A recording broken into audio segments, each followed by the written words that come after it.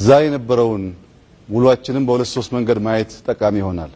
አንደኛው ኢትዮጵያውያን ሲወስኑ ሲያብሩ ለነገ ለልጆቻቸው ተስፋን መትከል ሲወስኑ መሰረት መጣል ሲወስኑ ምን ማድረግ እንደሚችሉ ዛሬ ዳግም ለዓለም ሕዝብ ያሳየንበት ቀን ይመስለኛል።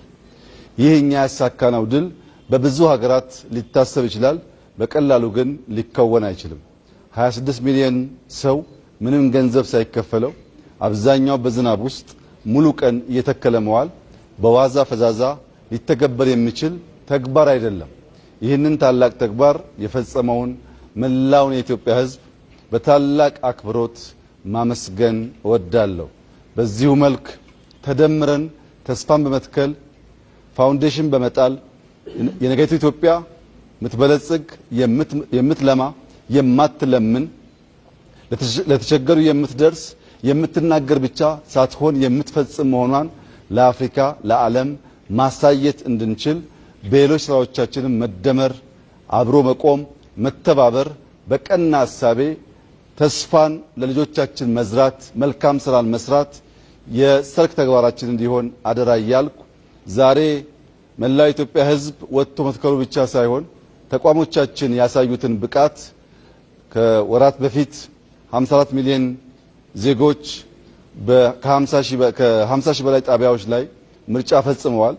ዛሬ ደግሞ ኦልሞስት በሁሉም አካባቢ ማለት በሚቻል ደረጃ 26 ሚሊዮን ዜጎች ወጥተው ሲተክሉ በየቦታው የሚዲያ ሙያተኞች፣ የአይ ሙያተኞች፣ የግብርና ሙያተኞች፣ የግብርና ኤክስቴንሽን ሙያተኞች፣ ሌላ በበጎ ፍቃድ ማገልገል የሚፈልጉ ወጣቶች ተሳትፈውበታል። ስታዩ እንደዋላችሁት አዛውንቶች፣ አሮጊቶች፣ ወጣቶች፣ አካል ጉዳተኞች፣ ህፃናት፣ ሴቶች፣ ወንዶች ኢትዮጵያውያን በሚያስደንቅ ብርታትና ብቃት ሀገራቸውን ለማልበስ ተስፋን ለመትከል ሙሉ ቀን ያሳዩት ተጋድሎ ያሳዩት ጀግንነት ለኛ ከፍተኛ ሞራል ከፍተኛ ተስፋ የሰጠን ስለሆነ ህዝባችንን በድጋሚ እንዳመሰግን ይፈቀድልኝ። መላው የኢትዮጵያ ህዝብ እንኳን ደስ ያላችሁ። ባለፉት ጥቂት ወራት የዘንድሮውን የግሪን ሌጋሲ ተስፋን መትከል አለብን ካልንበት ቀን ጀምሮ እስከ ዛሬ 6.5 ቢሊዮን ገደማ ችግኝ ተተክሏል። ቀሪው 1.5 ቢሊዮን በቀሪው ወራት የሚፈጸም ይሆናል።